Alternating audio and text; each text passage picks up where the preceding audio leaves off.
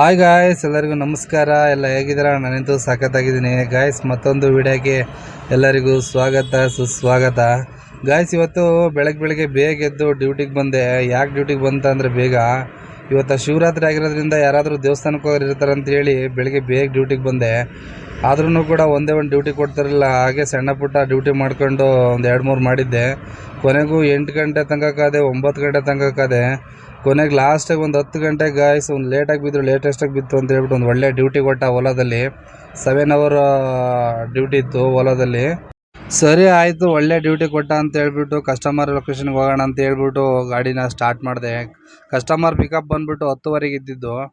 ನಾನು ಗಾಡಿ ಸ್ಟಾರ್ಟ್ ಮಾಡಿದೆ. ಕಸ್ಟಮರ್ ಫೋನ್ ಮಾಡಿಬಿಟ್ಟು, ಸರ್ ಎಲ್ಲೂ ಹೋಗಬೇಡಿ, ನಾನು ನಿಮ್ಮ ಕಾರ್ ಹಿಂದ್ಗಡೆನೇ ಇದ್ದೀನಿ, ವೆಯ್ಟ್ ಮಾಡಿ, ಒಂದು 10 ನಿಮಿಷ ಬರ್ತೀವಿ ಅಂತಂದರು. ಸರಿ ಅಂತ ಕಸ್ಟಮರ್ನ ಕೂರಿಸ್ಕೊಂಡು ಸೀದಾ ಡ್ರಾಪ್ ಲೊಕೇಶನ್ಗೆ ತಗೊಂಡ್ಬಿಟ್ರೆ, ಕಸ್ಟಮರ್ ನೋಡಿದ್ರೆ, ಸಾರ್ ನೀವು ರಾಂಗ್ ಲೊಕೇಶನ್ಗೆ ತಂದುಬಿಟ್ಟಿದ್ದೀರಾ ಅಂತ ಅಂದ್ಬಿಡದ. ಬೇಕು ಅಂತ ಬಂದಿದ್ದಲ್ಲ, ದಾರಿ ತಪ್ಪಿ ಬಂದಿದ್ದಲ್ಲ, ಕಸ್ಟಮರ್ ಹಾಕಿರೋ ಲೊಕೇಶನ್ಗೆ ಬಂದಿದ್ದೆ. ಆಮೇಲೆ ಕಸ್ಟಮರ್ಗೆ ಹೇಳಿದೆ, ಸರ್ ನೀವು ಹಾಕಿರೋ ಲೊಕೇಶನ್ಗೆ ಬಂದಿದ್ದೀನಿ, ಒಂದ್ಸರಿ ಮೊಬೈಲಲ್ಲಿ ಚೆಕ್ ಮಾಡಿ ನೋಡಿ ಅನ್ನೋ ಹೊತ್ತಿಗೆ, ಚೆಕ್ ಮಾಡೋ ಹೊತ್ತಿಗೆ ಕೊನೆಗೆ ಹೌದು ಸರ್, ರಾಂಗ್ ಲೊಕೇಶನ್ ಹಾಕ್ಬಿಟ್ಟಿದ್ದೀನಿ, ಪ್ಲೀಸ್ ಅದೆಷ್ಟು ಕಿಲೋಮೀಟ್ರ್ ಆಗುತ್ತೆ ನೋಡಿ, ಅದು ಬೇಕಾದ್ರೆ ಅದೇನು ಸೇರಿಸ್ಕೊಡ್ತೀನಿ ಅಂತಂದರು.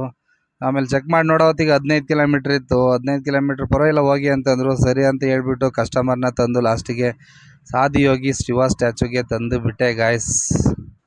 ಆಮೇಲೆ ಕಸ್ಟಮರ್ನ ಡ್ರಾಪ್ ಮಾಡಾದ್ಮೇಲೆ ಇನ್ನು ನಾನು ಕಾರಲ್ಲಿ ಕೂತ್ಕೊಂಡು ಎಂತ ಮಾಡಲಿ ಅಂತೇಳಿ, ನಾನು ಹೋಗಿ ದರ್ಶನ ಮಾಡ್ಕೊಂಡು ಬರೋಣ ಅಂತೇಳಿ ದರ್ಶನ ಮಾಡೋಕ್ಕೆ ಬಂದೆ ಗಾಯ್ಸ್.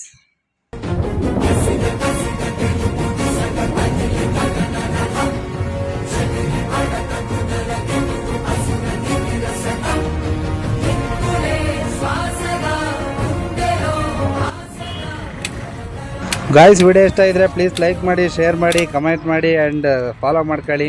ಸಿಗ್ತೀನಿ ನೆಕ್ಸ್ಟ್ ವಿಡಿಯೋದಲ್ಲಿ.